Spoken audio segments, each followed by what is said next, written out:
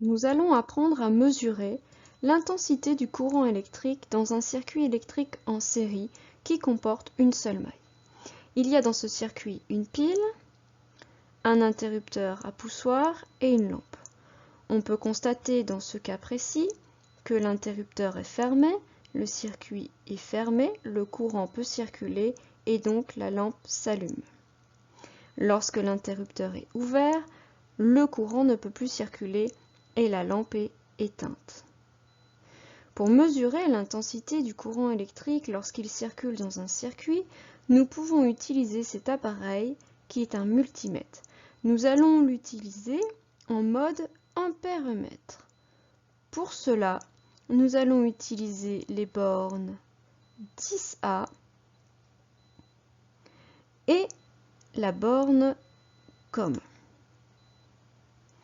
La borne 10A devra toujours être reliée à la borne positive du générateur, tandis que la borne COM devra toujours être reliée à la borne négative du générateur.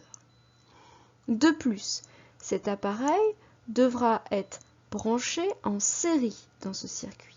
Cela signifie que je vais devoir intégrer l'appareil de sorte à ce que tous les éléments forment une maille. Je branche donc mon appareil, le 10A relié au plus, le COM relié au moins, et je constate que je forme bien une maille.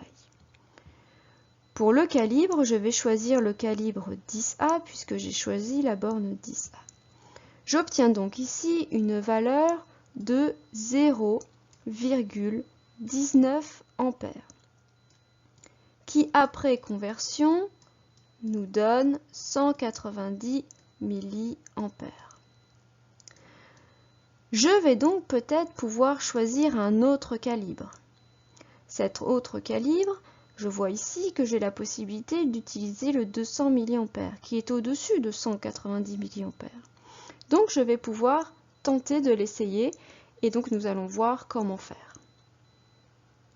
Pour cela, j'éteins l'ampèremètre, j'ouvre le circuit, je débranche le 10A vers le MA, milliampères, je ferme le circuit et je viens mettre le sélecteur sur 200 mA. J'ai une valeur qui est proche de celle de tout à l'heure. Heureusement, j'ai toujours le même circuit. Mais par contre, on constate qu'elle est plus précise. J'ai un chiffre après la virgule.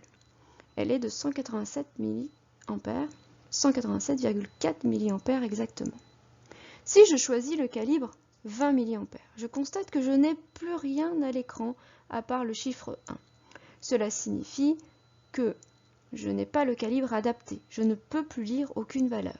Je choisis donc le calibre supérieur de 100 mA.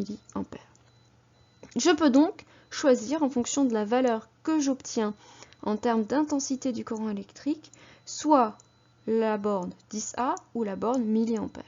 Je vous conseille de commencer par la borne 10 ampères, car vous ne savez pas quelle est l'intensité du courant électrique dans le circuit, et éventuellement d'adapter ensuite en milliampères.